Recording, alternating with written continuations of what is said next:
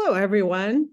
In this session, I'm going to share information about the one-page person-centered description. My name is Barb Seferis. I am an Ohio ambassador for Charting the Life course and work for the Family Resource Network of Ohio, which is located at the Nisonger Center of The Ohio State University. I am also a Charting the Life course coach and facilitator. I do work for the Nexus, and I'm also a mentor trainer in the learning community for person-centered practices. So a little bit about me. I'm from the Cleveland area. I have worked in the intellectual and developmental disability field for over 46 years. I've had a variety of roles, and I've worked in a variety of settings, including schools, public, private, and county board.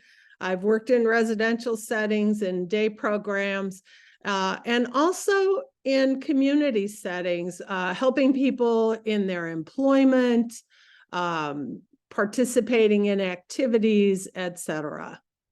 My background, my professional training is as a speech language pathologist, and I've also been a family caregiver, unpaid, for several family members. Probably my most important role, and the one that has impacted my life, is that I am a sibling. I had two younger brothers. My youngest brother, Nick, is sitting on Santa's lap, not happy. And he was diagnosed when he was 6 months old with a developmental disability. And I was 4 going into kindergartens, and remember therapists coming into the house doing therapy with him as a baby and showing my parents how to feed him and how to do exercises with him. And my middle brother, Jim, was in an accident in his 30s that affected his ability to earn a living and get through his day without help. So I had a brother with a developmental disability before the age of 22 and a brother with an acquired disability after the age of 22. I'd like to introduce Tracy Mans, who also will be helping me. Thank you, Barb. Yes, I'm Tracy Mans. I am the project manager for the Family Resource Network of Ohio and the Aspirations program, and I'm also an ambassador with Charting the Life course. Most importantly, though, I am the parent of a 25-year-old man with autism. Thanks, Tracy. So what is that one-page person-centered description? Tracy and I love the one page. We just feel it's so powerful, so important. So we're going to share what it is, what you include on it, but just as important, what's not included. Why you would make one, why you would develop it, who really develops it, and of course, it's the person and the people who know them well. But anyone can help facilitate developing it, a family member, a teacher, a provider, and then we'll talk about who do you share it with? So how do you use it? There are 2 resources that are available on our website, the Family Resource Network of Ohio, frnohio.org. We have a template for the one-page person-centered description, and we also have a one-page person-centered description with guidance. So in each of the areas, we've written some things for you to remember and consider. You do not need to use the template. And I'm going to show you many, many, many examples. And I don't think any of them are on the template, but just to give you some guidance. This presentation is provided by the Family Resource Network of Ohio, and we are the official hub for Charting the Life course in Ohio. We hope you go to our website, frnohio.org. When you go to the website, there's a pop-up that says, do you want to sign up for notifications? Please sign up, because you'll learn about all the presentations that we do in Ohio, resources that might be helpful. And there's also videos on our website. So please sign up on our website. We also have a Facebook page, and all you have to do is look for Family Resource Network of Ohio. And we post stories of how people in Ohio are using Charting the Life course to support and empower people with disabilities, family members, and professionals. So from all perspectives, and we hope you like our Facebook page. And if you have stories to share, please let us know. We'd love to post them. Our funding, we are so grateful for our generous funding from the Ohio Department of Developmental Disabilities, as well as the Ohio Department of Education and Workforce. So what are we doing in Ohio? We want to share information about charting the life course with everybody, people with lived experience, families, and professionals across the lifespan and across service systems. So not just DD, but education, early childhood, aging, mental health, justice, juvenile and adult justice. We want to build a common vocabulary in Ohio so that as people and families transition through different systems and different life stages, people that helping them in Ohio will know what they're talking about. So we want to have this common vocabulary, common framework and tools that really support and empower people and families, but also support and empower professionals to do their work.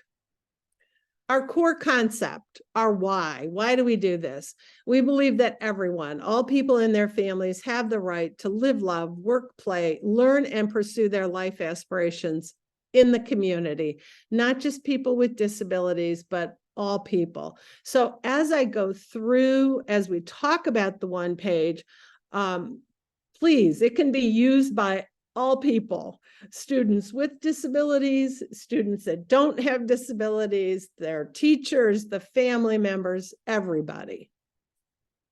So the one-page description, the why we develop them, is we want to shift the way we talk about people from their disability to who they are as a human being. As a family member, I have always heard when I ask families, tell me about your loved one. They always start telling me, I have a son or daughter who is 15, goes to this school, is on the spectrum, has seizures, and lives at home. And I'm like, great, you just told me what made them eligible for services, but who are they as a human being? Who do you love? And we want to start talking about people as human beings. People are not going to be valued if all we talk about is what they can't do. So we want to be human-centric. You can write a one-page description for anyone. Across the lifespan, I've seen families write them for babies under a year old, across abilities and across roles. So I've written a couple of one-page descriptions for myself, for my different roles in my life. Who develops it? Of course, the person and those who know them well. So obviously for babies, it's going to be the parents, okay? And but we can get input from anybody that the person wants to get input from. And I'll give you some examples of how teachers can use the one page in their classroom. So what is it? First of all, it's one page. And that is probably the most important element. It's one page, so people will read it. And it's very focused. It talks about the human being. And just think about plans that people have. How long is their IEP? How long is their ISP? People are not going to read through it and try to parse out the information about who is this person. But this is one page.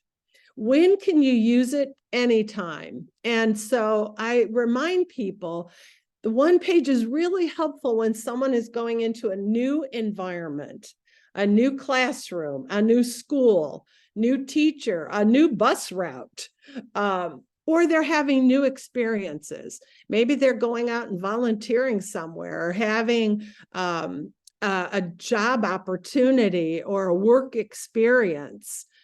Or they're meeting new people. Maybe they are going to a new doctor, or a new youth group.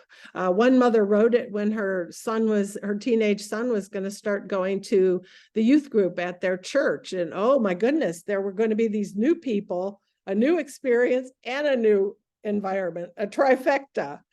So where can you use them? Any setting or environment. I had one sister tell me she wrote it, one for her brother, who was a teenager going on his first airplane flight alone to visit their father who lived out of state, and she wrote it for the flight attendants. So a very different environment, but new environment, new experience, new people. And she wanted her brother to have a good flight, but she also wanted the staff, the flight attendants, to feel comfortable, how to support him on that plane. And people can have many one-page descriptions. They can have one for school, one for a doctor's appointment, one if they're going to go to a youth group, or a sports team. It doesn't matter, because the information is written specific to that environment and who's going to be reading it. So as I talk about the one page, things for you to think about is, how can you support and empower students, families, and staff to develop a one page? The one page is a great way to introduce people.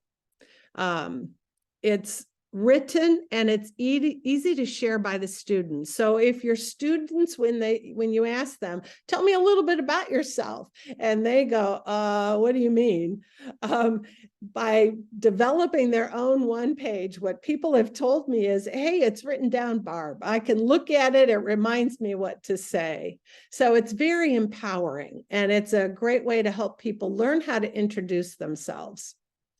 It's a great summary. It's easy to read. It's one page. So for providers, for teachers, a lot of time when they're transferring a student or someone is getting a new provider, it's a quick way to summarize who this person is on one page. It's also great for self-esteem. My experience asking people or helping them facilitate a conversation for them to develop their own one page, to help them start thinking about the great things about themselves. And what they keep saying is, wow, I didn't know that people thought that about me. I didn't know that people saw that. I didn't know. And so it's great for self-esteem. And one of the examples that a teacher shared with me is having all the kids in the class identify the information for one section on the one page, and that's what they like about each other.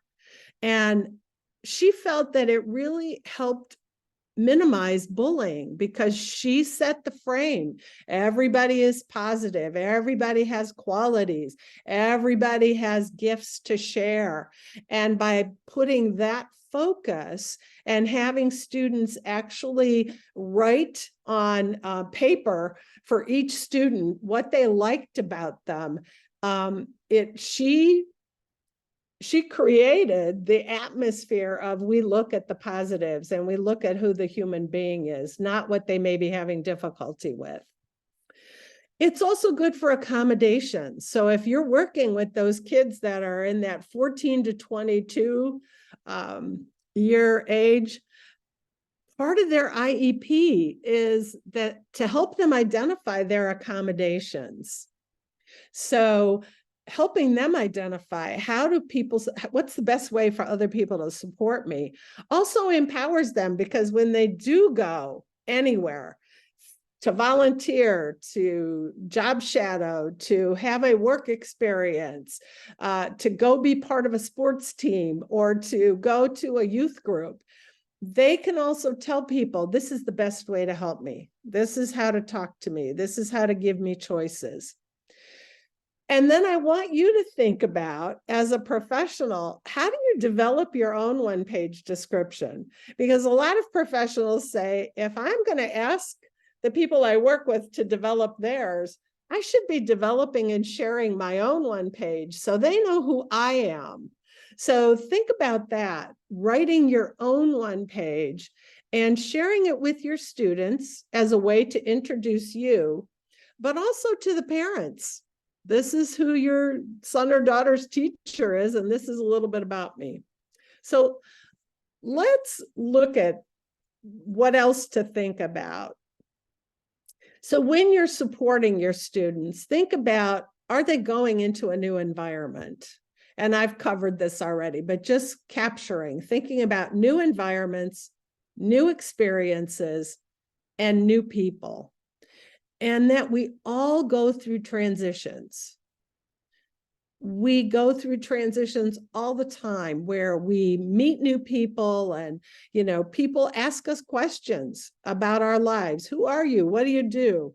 And that's just a social amenity that we all experience all the time. Helping someone create their one-page person-centered description really supports and empowers them to be part of those initial meetings with people, social interactions, and really talk about who they are. So let's look at the power of words. Yeah, I'm a veteran. I've worked in the field for, over 45 years. And I learned how to use all those words that talked about diagnosis and what people couldn't do. And I remember having to write reports and having my professors check them. Did I use the right words? And they were all talking about what people could not do. They were really devaluing. And so we want to switch that approach and really look at the words we use and what do they convey about our values and beliefs about people. So we don't want to talk about deficits. We already know they're getting special education or they have services. We want to talk about who this human being is. What are their qualities? We don't want to talk about their needs. We want to talk about what they contribute to their community. What gifts do they have? What qualities do they have? And we also want to be careful about using the word independent because none of us is independent. So we like to use the word interdependent. We all depend on other people to help us. That's why we have a job. We need money to get the things that we want and need. We are interdependent. We don't make our own clothes. We don't grow our own food. I sure as heck did not make my car. We are interdependent. And so by talking about making sure that people are independent, we're expecting people with disabilities to reach a higher level than we do. So let's really accept that all of us need help. All of us need support, and we are interdependent.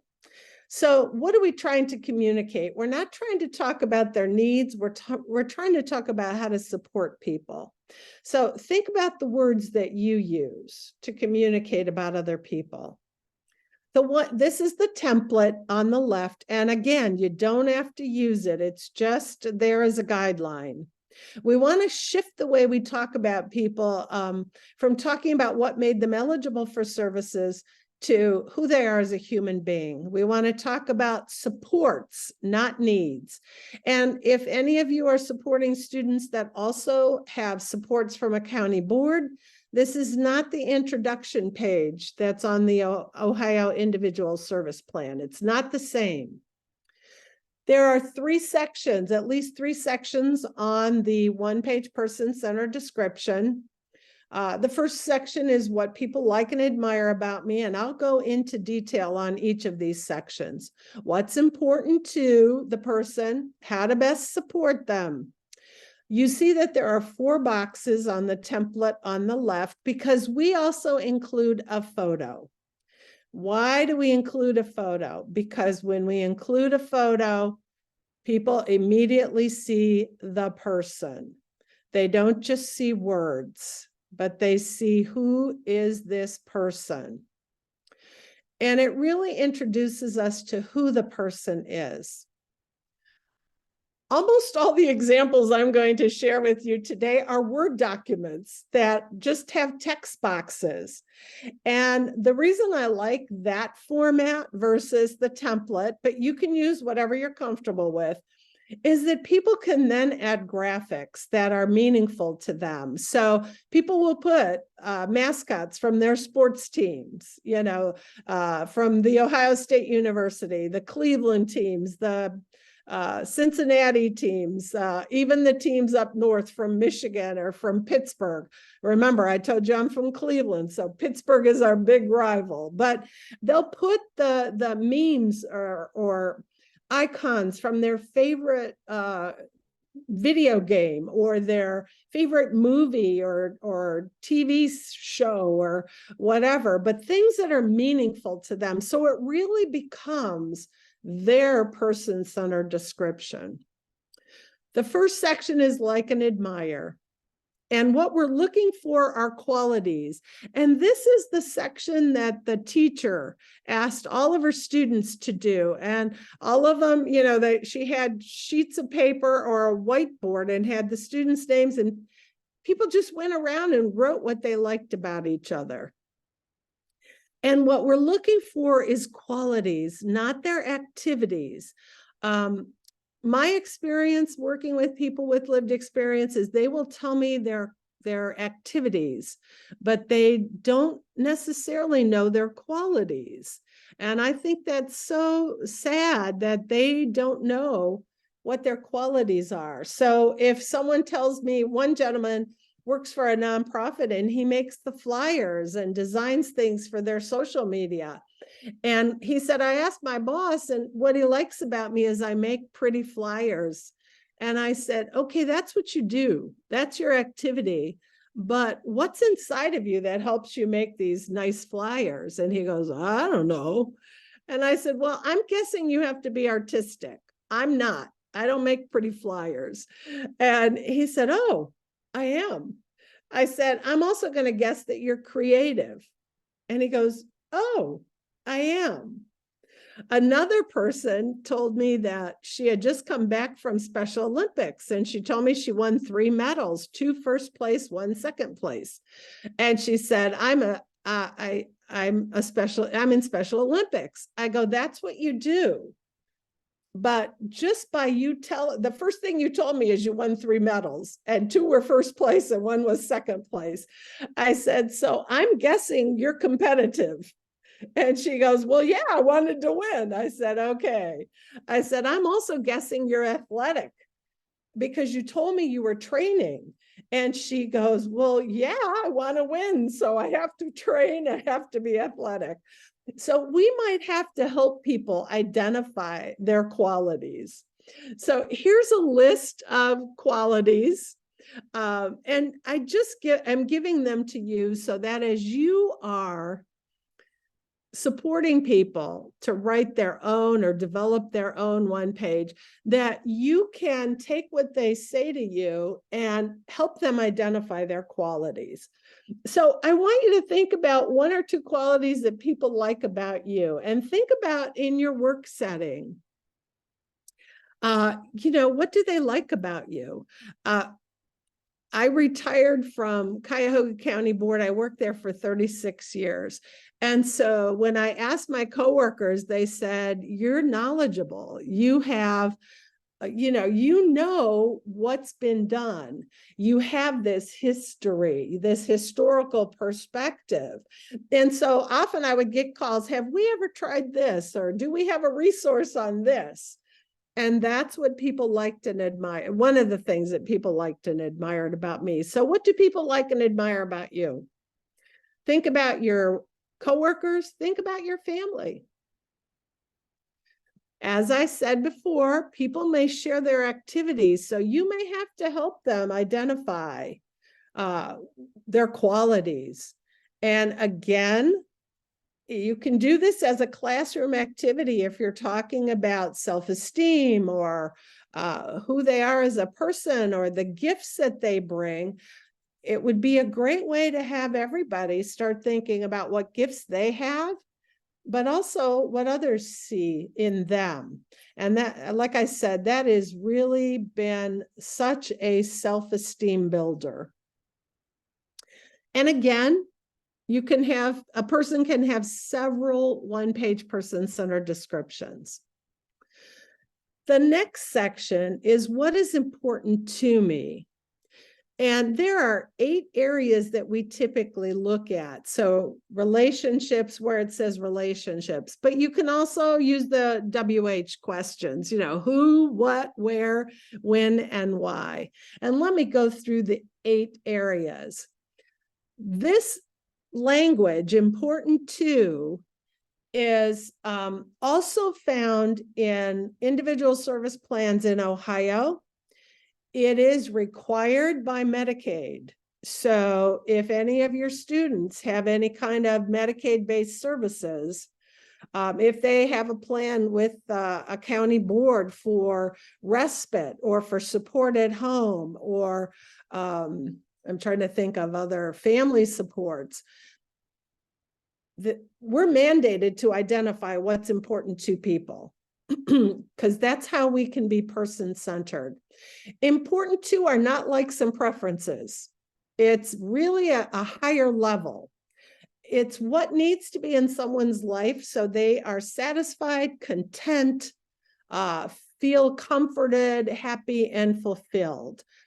Important to information comes from the person, from their words or their actions. So I have never met anyone who could not tell us what was important to them by either their words or their words and their actions. And I have never met anyone who someone in their life, whether it was family, whether it was staff, could tell me what's important to people.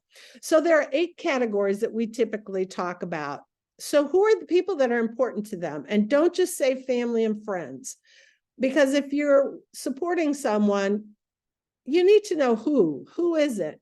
And we all know that everybody doesn't like everybody in their family equally. So is there a sibling that they're really, that's important to them?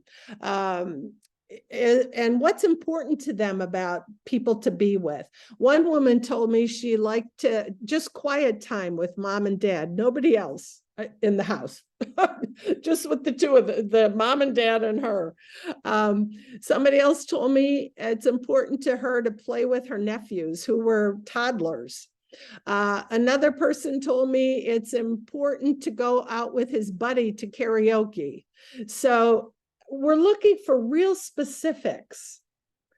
Status and control. Most people with lived experience tell me status and control is having my own money, having a key to my house or my apartment, having technology, a tablet, a smartphone, having an ID, things to do and places to go. That's probably the one we tend to identify very easily. But we're really looking at not just where they go, but places that are really important to them. So a lot of times I hear what I call the Holy Trinity: Walmart, McDonald's, and bowling. And I'm like, really? That's what's important to them? Come on. What else is, and I ask people, what else is important to you? Places that you really want to go to. And if you don't go, you miss. And then people start telling me, my ball team, my soccer team, or my Special Olympics swimming events. And then they become very specific. And it's important to know the specifics so that we can make sure they have these things in their life.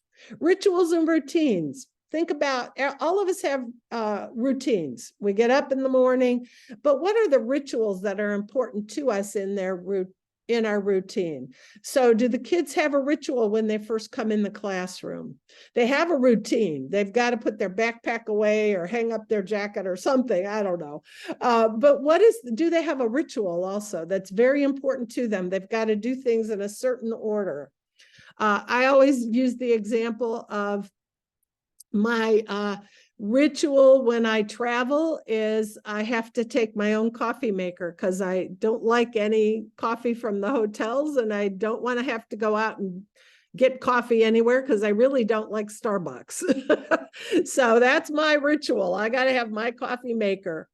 Rhythm and pace of life. Do you work with students who you tell them something and they go, or do they need time to process and ease their way into the activity?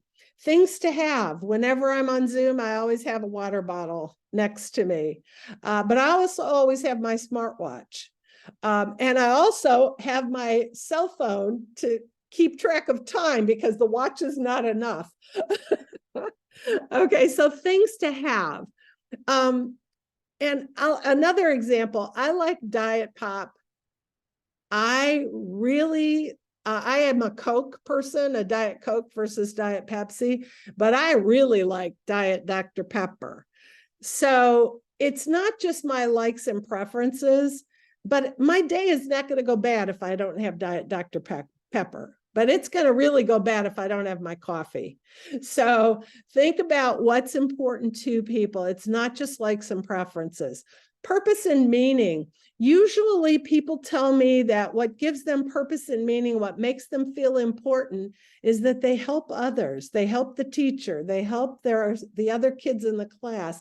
They help their parents at home. They help at church. They might go volunteer in one of the Sunday school classes, or maybe they help usher. So what do people do that helps them feel good about themselves and important? And then culture and identity. I'll share very shortly that, I'm Greek American, and there are some very important things about my culture and identity that are very important to me in my life, including the language, the food, the music, and even having friends that have a shared culture that we can enjoy and make fun of our culture as only we can because we're part of it. But we understand that's that. But I'm also a sibling, and that's another culture and identity that I have. So think about in your life, what's important to you, and think about these 8 areas. Now, what staff have told me under relationships is specific time with their family, having dinner with no technology. A lot of professionals have told me taking walks with their kids, or having date night with their spouse. Some have even had date nights with their kids. They have a night that's only for that child, and they do what the child wants to do. It could be game night. So think about these things that are so important to you that if they were not present, you would be like, oh my gosh, I'm really missing this. And that's what we're looking for when we talk to people and help them identify what's really important to you. The next section is how to best support me. And it's not what the person can't do, it's what other people need to do. So here's an example. A young woman who has a job wrote this for her employer. When you teach me something new, tell me, show me, watch me, and tell me how I'm doing. Don't tell me what to do. Give me at least 2 choices. One mother wrote for her son, who I think is 9 at the time she told me, remind me to wear headphones in a noisy place. Don't talk to me like I'm a child. Now, based on your experience, you probably know what the disability is. The first one, when you teach me something, tell me, show me, watch me, tell me how I'm doing. She probably has difficulty following multi-step directions, but maybe she's better at watching. So tell me, but also show me, and then watch me. For the little boy who mom says, remind me to wear headphones, they're noise canceling headphones. Well, hello, you probably can guess he might be on the spectrum.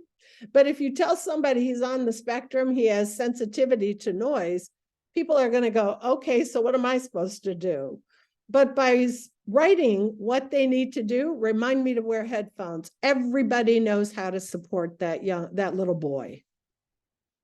So think about in your own life, think about you have a new coworker or even a new supervisor.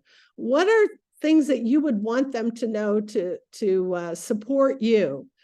Or think about your family. What do you want them to do, but what do you not want them to do? So for me, I always told my supervisor, give me something to do, and then let me have time to figure it out before you check on me. You can check on me, but let me figure it out. And if I need help, I'll come to you. Another thing I would tell my coworkers is, please don't talk to me until I get to my desk. You know, people would stop me in the hall. I'd have my purse on one shoulder, my laptop on another. I'd be like, really? Nothing can be this important. Let me at least get to my desk, put down my purse, and give me 15 minutes to organize myself. Another thing I always told people is, ask me first if it's a good time, you know, because a lot of times, you know, one of the ways we have to empower ourselves is to not rush every time somebody asks us something, but to really ask people, ask me if it's a good time, and wait. And that's also a skill we need to teach students, how to wait. So here's my one-page description as a trainer. You see that, you know, what people like about me: I'm encouraging, I'm respectful, I'm knowledgeable. What's important to me is that people ask questions. I know you can't on a video, but if you have any, please reach out to FRNO. We're happy to answer. And how to best support me: ask questions, be curious, trust the process.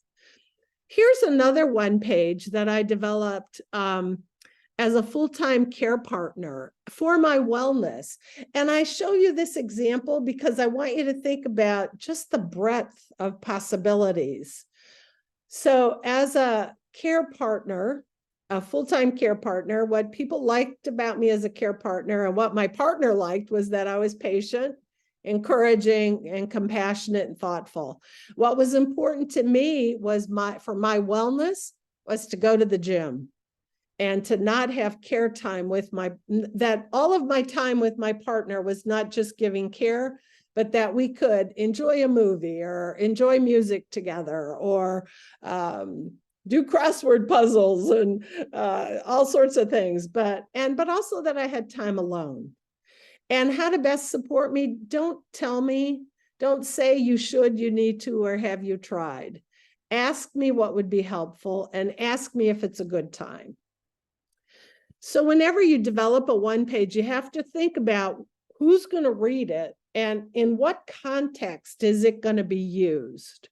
We don't want to develop it just to develop it. We want it to be read, and we want it to be valued. So this is a general introduction to my brother, Nick. You notice it doesn't say Nick Seferis, it says Nick the Greek. You notice it is a Word doc with boxes that are in, the lines are not there, but they are truly boxes there. And only use I, me, or my if it is a quote.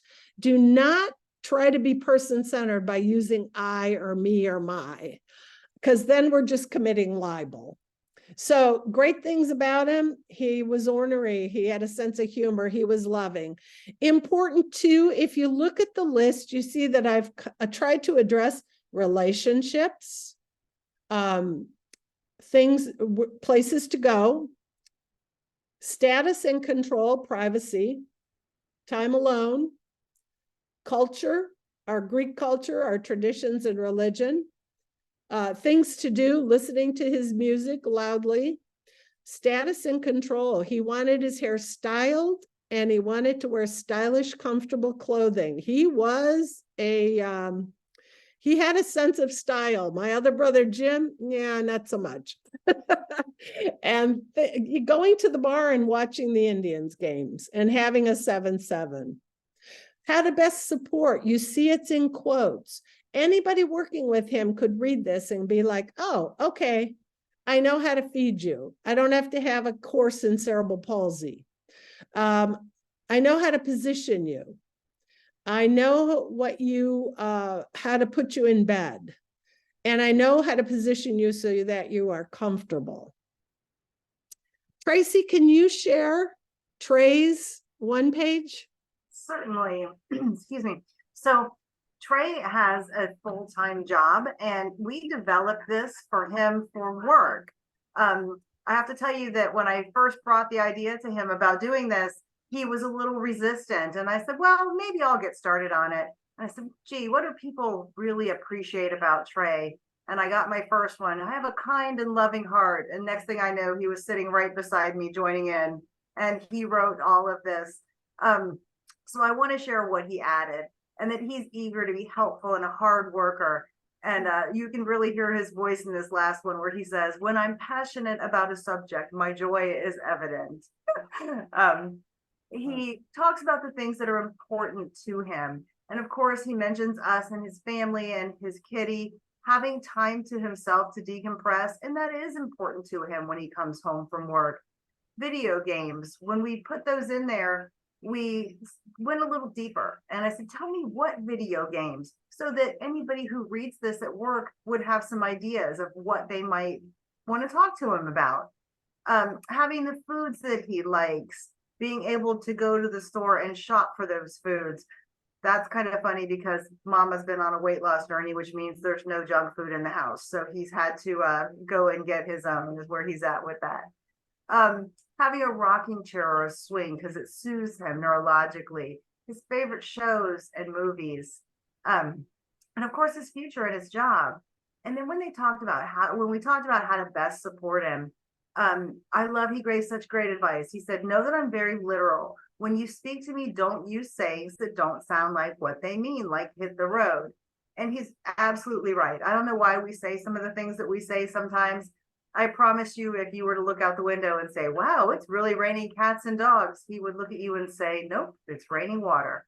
And so he asked his coworkers and his supervisors not to say things like that. He doesn't understand what they mean.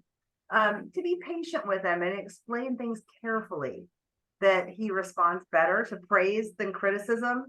Don't we all? But in his case, if he starts to feel overly criticized, he gets super upset. And if someone could just talk to him, he'll do a lot better. If he gets upset, it says reassure with him, talk with him, and give him that time to calm down.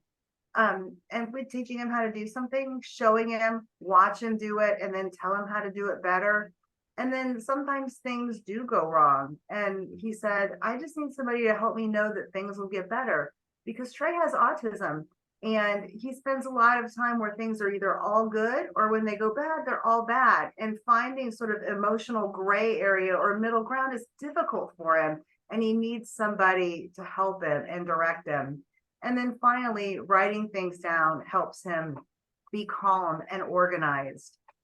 We gave that to his supervisor. We asked for a copy to go in his file at work, and they were so grateful. And as he's had supervisors change a couple of times over the years, they've always appreciated having this knowledge because it really helps them to get the most out of him as an employee.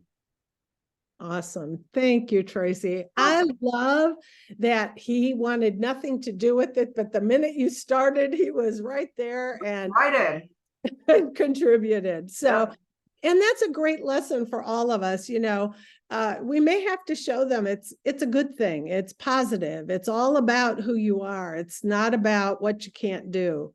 And even some of the things on how to best support Trey, write things down for me. Well, hello. I always tell people I have a pad of paper next to me and pens because I need to write things down or I will forget. So this is not different than any of us, which is why I challenge you to think about writing your own, maybe even for your supervisor. This is how to best support me as a supervisor. Or for families, you know, how to best support me. Leave me a voicemail because I'm in the classroom most of the day. I usually answer my voicemails between X and Y so that families know that, oh, okay, I can expect that, or I can leave a voicemail anytime, but probably I won't hear back till. So just think about the value of developing that for yourself. I'm going to go through many examples, and not for you to specifically read them, but I want you to see that, you know, there's many ways that we can use a one page. this is for Maxwell. Mom was going back to work after 3 months, and she wrote this for daycare. And she said, nobody can take care of Maxwell like me. And so she started writing. She wanted them to know who this baby is that she loves, this precious little boy. And so she wrote it for daycare. And look at that picture. Oh my gosh. If you just saw the writing, you would be like, okay, thank you very much. But I mean, isn't he adorable? You're just like, oh, I just want to know all about that little cutie. Same with Trey. I mean, you see that smile and you're like, oh, there's something behind that. So then mom, he was going to preschool, not daycare, but now preschool. So mom wrote it, same child, but now the information is different because I'm writing it for daycare or preschool. I'm sorry, preschool. And he's also grown up and now he's got more of a personality. So the information changes. This is for Tyler and this is for school.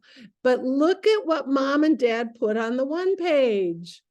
So anybody meeting Tyler knows exactly how to start interacting with him. Just start talking about dinosaurs. This one is for Liam, and it's for medical appointments. Liam happens to have a hearing loss and a visual impairment. And so how to best support? Let me feel things. Let me feel the stethoscope. Let me listen to my own heart before you put the stethoscope on my body. So this is specifically for medical appointments. One mom did it for her son, who was somewhere around 10 years old for medical appointments. And she said, when we check in, immediately put us in an exam room.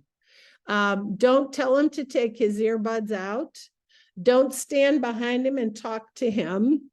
And don't tell him it won't hurt. And before you give him a shot, rub his arm, show him where you're going to put it, so that the doctor and the nurse or the nurse practitioner immediately knew how to support him during that medical appointment.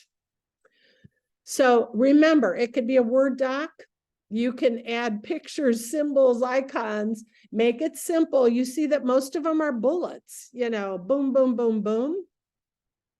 You can refer to other documents, follow the behavior supports in the plan. I always tell families, keep multiple copies. Make sure you have one where it's easily seen. Some people put it on the refrigerator. One young woman who lives in her own apartment put it in a frame.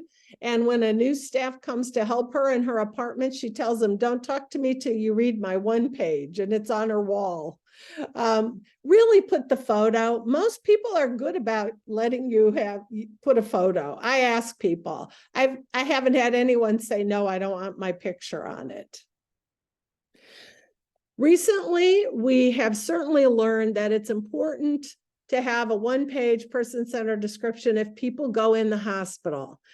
As a family member, I can't even tell you how many days I spent in the hospital at both of my brothers' bedsides, my mother's, my partner's, and you think you're there all the time, but you leave. You go to use the restroom or get a cup of coffee or go get a bite to eat. And that's when people come in. And if you're not there to tell them something. And so we've really seen the importance of having a one page. A lot of families whose children have significant medical needs have said, oh my gosh, I'm developing one right away because I'm so tired. And, sometimes they come in and I forget to tell them something because I've been awake for days. And if it's written, I tell people, put it above the bed because anywhere else it's going to get covered. If you put it on the tray, it's going to get covered by the food. Put it above the bed, put it in a plastic sheet protector. Don't just give it to the nursing staff because it'll get put in a folder and nobody will see it. You want it to be present so people see. So if you're writing one for hospitalization, again, it's got to be relevant for the environment and who's going to read it. So if someone's in the hospital, what's important to them in the hospital? Is it having their cell phone? Are they going to want to call a certain person? To be told what's happening? I can't tell you how many times I would be in the hospital with Nick, and people would just walk in and start doing whatever they were going to do. And even with my mother and my partner, and I'd be like, who are you? What are you doing here? So tell me what's happening. Introduce yourself. Do they want the chaplain to visit? Do they have an item that is a comfort item? And we need to make sure staff make sure they have this, their iPad, their book, any spiritual items, their Bible, a prayer book, a cross, a rosary, anything that's important. Or do they want their stuffy or a blanket? When my niece, who's in her 30s, was in the hospital, she wanted her own blanket. And I'm like, this is not a bad idea, because at least you're going to be warm, because those blankets in the hospital are not really warm, except when they warm them up, and then they're awesome. And do they want to watch a certain channel or listen to music? Nick could not operate the remote. And so I would be like, just leave the TV on and leave it on this channel because he really likes it. How to best support, do they need help using the call button? How to position them? Nick on his back was in excruciating pain. So, I'd have to tell people, please don't put him on his back. And yet, how is everybody in the hospital? They're sitting up in the bed. And he got bed sores. And it was like, please put him on his stomach. If he's anxious, who should they call? How best to give the medication? Explain what you're doing, or contact whoever so I can talk to them, and how they express pain. So again, this is Nick. It's a photo in a convertible. Nick loved cars, same photo. But now in the hospital, these were all written because we learned the hard way. So I would go to the hospital and his lunch tray would be there at 5 o'clock. And I didn't know it was his lunch tray. I thought it was his dinner tray. And I went out and said to the nurse, nobody fed him. And they were like, he didn't want to eat. No, he has to be fed. So, feed me with a spoon. I can hear and understand you. Nick used a laptop with voice output, and obviously he couldn't use it in the hospital because of his positioning. So it was like, ask him yes, no questions. He can answer yes, no questions. I say that as his sister. I say that as a licensed speech pathologist. Nick could answer yes, no questions. Some people can't. And so he could indicate by either nodding or moving his eyebrows. Put me in bed on my stomach. I can't feel pain on my right side. Why is that important? Because the first question anybody asks is, what's your pain level, 0 to 10? And I'd have to jump up. That's only his pain on left side. He can't tell you on the right side. How to best give him medication in ice cream. And Tracy, can you share Tara's story, please? Certainly. So my daughter is a nurse, and she works in a PCU unit, which is a step down from ICU. And she's working there one day, and they bring a woman up from emergency, and she is a 40-year-old nonverbal autistic woman. She had taken a fall from standing. She had knocked out all of her front teeth, broken her nose, and broken her eye socket.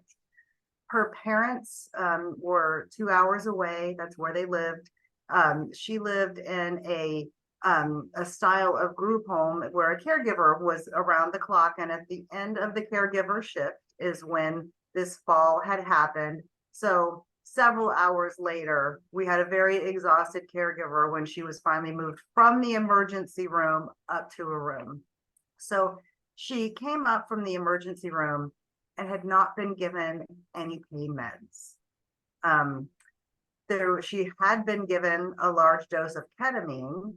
She was zipped into a confining bed. She was not cleaned up. and had absolutely no clothing on.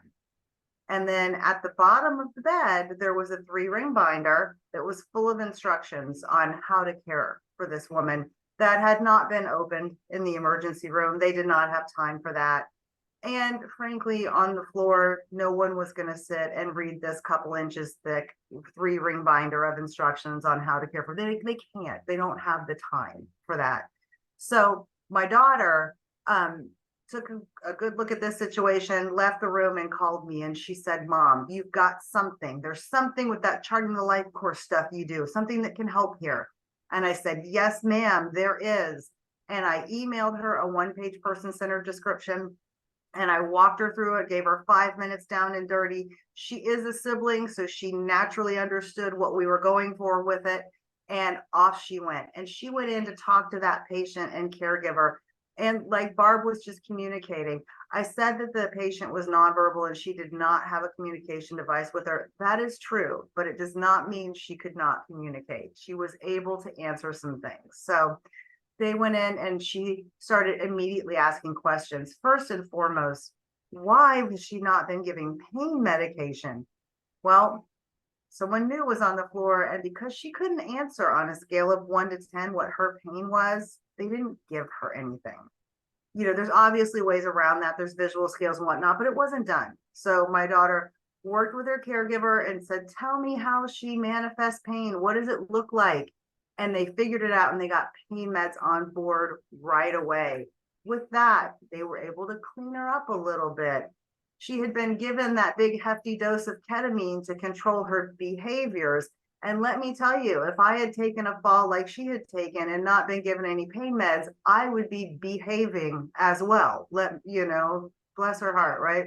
So the next thing she said is, let's give her some dignity. Why is she naked? What's going on here? Well, she was naked because they put her in a hospital gown. And as she sat in that bed and was restless, the neck of that gown kept coming up and up and up, and it felt like it was choking her, and the gown kept coming off. She did not need one more thing to deal with.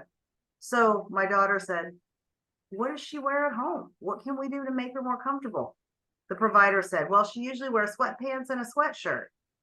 The hospital, she ran and got her some scrubs for the bottom, and then for the top, that provider had happened to grab on the way out the door a sweatshirt and stuffed it into her bag. She said she doesn't need to be in a gown. They got her in the scrubs and they got her in the sweatshirt. She's starting to feel better.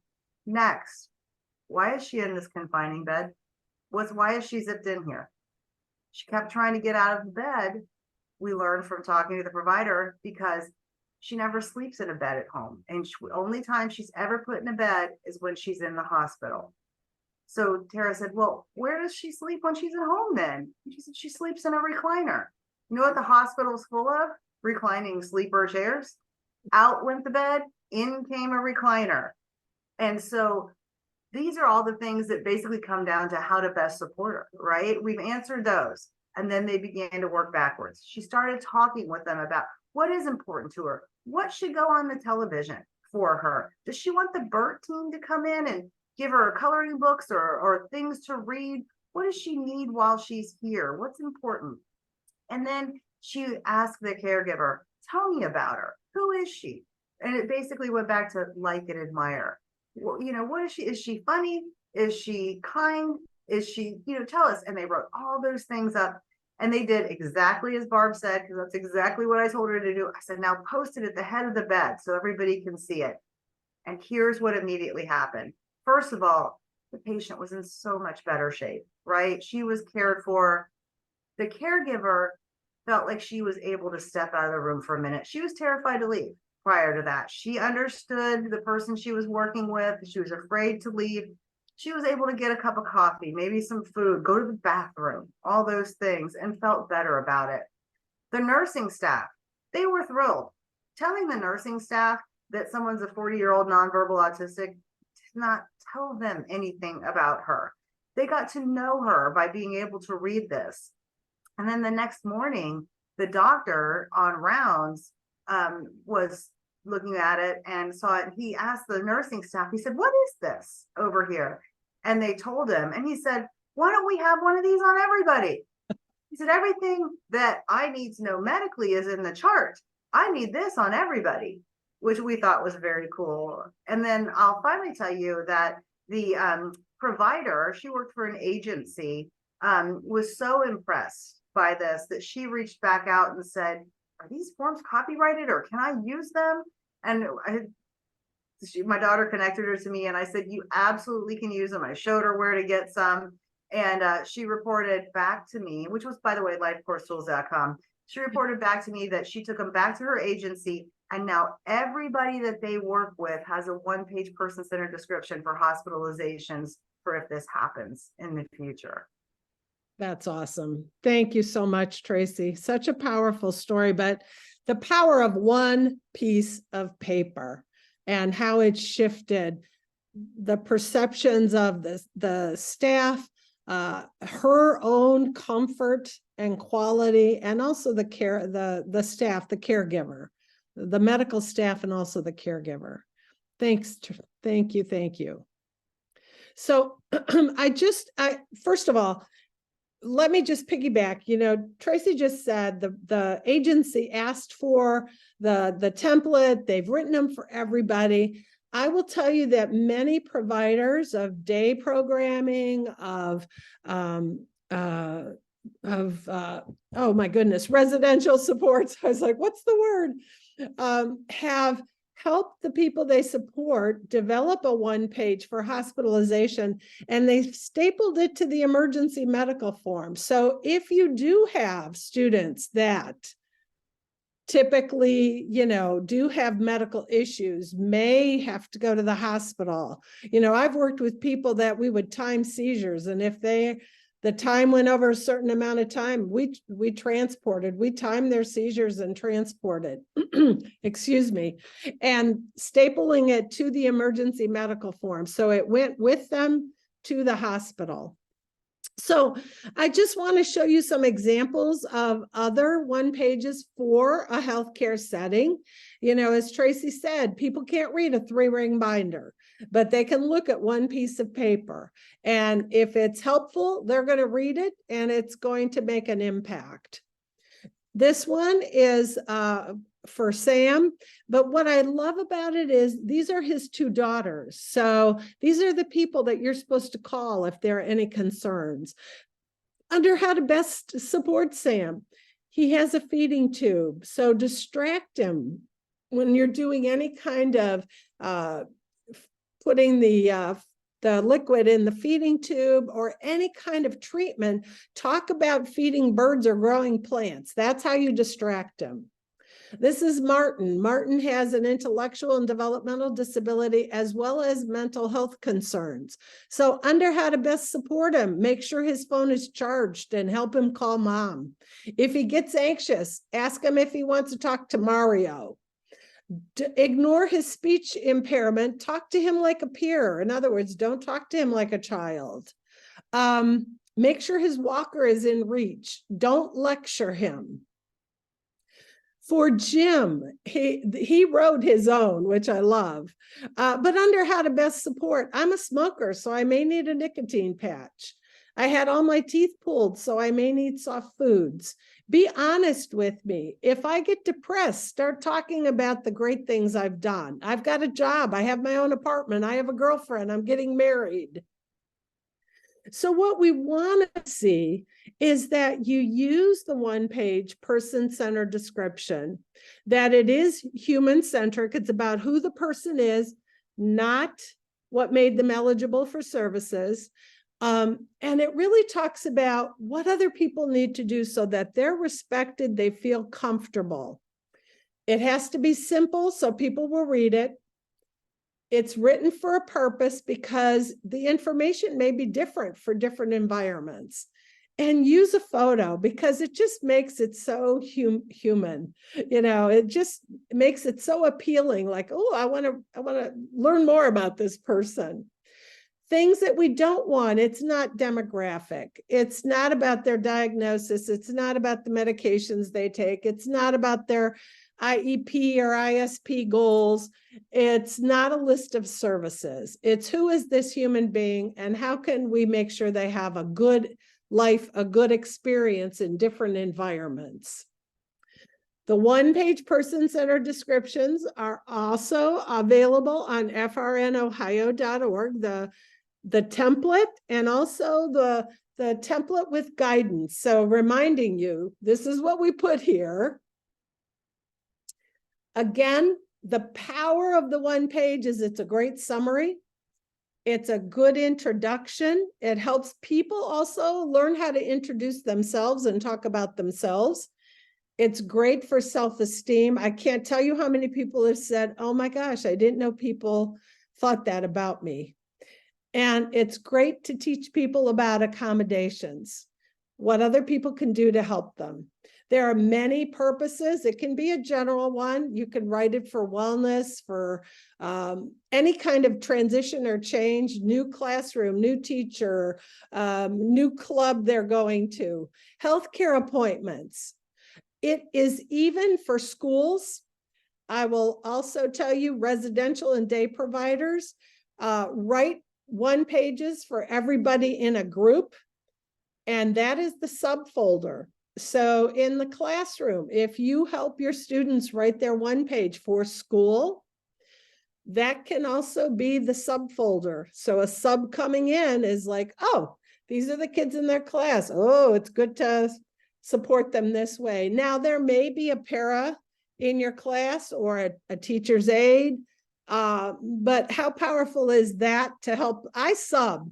And so I would have loved to have had a piece of paper with a photo that told me this is how you support this person. It could be to introduce people to extended families. As people have employment opportunities or go out and do things and have experiences. And it also can be teams introducing themselves to each other. So always remember, Charting the Life course, we talk about the person in the context of their family. We talk about 6 life domains, quality of life, parts of our life, how we have needs in 3 buckets, how we look for supports across 5 areas, not just from the system, but also recognizing people's strengths, the relationships that can help them, technology, and what's available in the community, that it's important to have a vision. And our vision with the one page is that people have a good quality of life, that people see them as a human being, and that they are treated with dignity and respect. And to have that vision across the lifespan. Couple of highlights. We have an annual showcase next March. We have lots of presentations and we have community of practice meetings. Please sign up on frnohio.org to hear about the details of all these offerings. And if you do work for a system, a school, an agency, and you want to actually use Charting the Life course, we also provide guided implementation where we'll actually support you to use and apply the tools in your work. So we appreciate our partners, the DD Council, the Ohio Department of Developmental Disabilities, and a good place to find resources, lifecoursetools.com, and the Family Resource Network of Ohio. Thank you for your attention. And I would love to hear stories of how you use the one-page person-centered description. Thanks, everybody.